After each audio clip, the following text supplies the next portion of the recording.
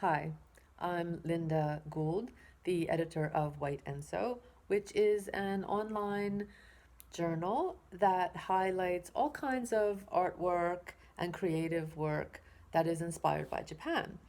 And today I'm going to do a very short video about the first issue and what I liked about the the essays that I chose. Today I'm going to talk about essays, and then in another video I'll talk about fiction.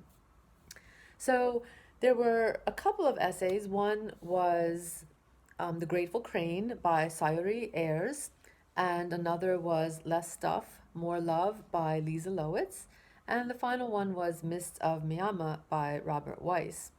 And all of those essays had a little something in common, and that is, if you read them, I hope you will, that is that they took an incident in their lives that was inspired by Japan, of course, and they kind of expanded on that to make it more than just like a travelogue or more than just a diary entry.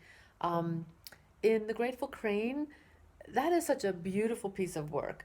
She took a fairy tale from Japan and wove it into her own personal experience.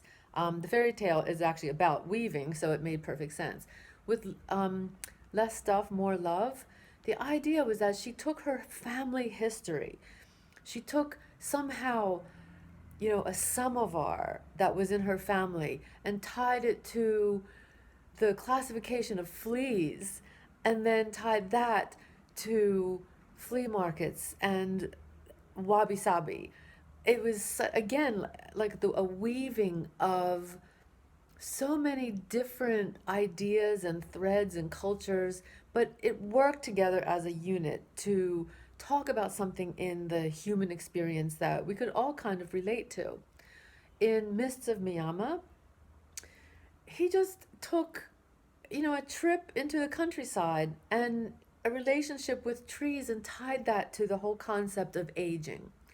So I don't want to say that, in order to be published, you have to do that. That's on me to be open-minded to all kinds of submissions and people's ideas and people's creativity.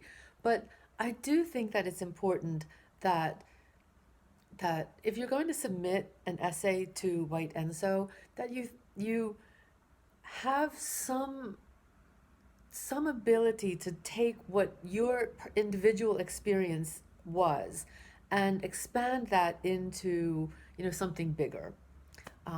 So I want to say one more thing about the three essays that I just highlighted. All of them required very little editing. And okay, I get it. That is not going to be, the deciding factor. But it's not about whether or not I have to go and talk to the person and continue to edit. It's more that the writers who submitted those pieces of work did their homework. They looked at it over and over. They edited it over and over. And so when they submitted it, it had gone through, a process. Maybe they'd shown it to other friends, I don't know.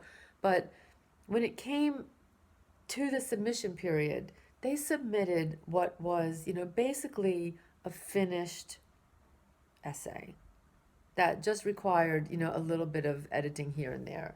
And I think that that's really important for everybody.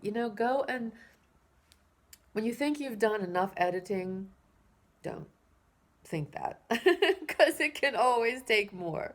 So please just edit, edit, edit.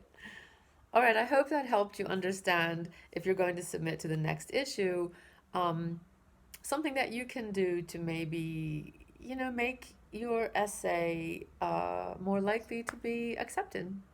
Thank you. Bye. See you next time. I'll talk about fiction next time.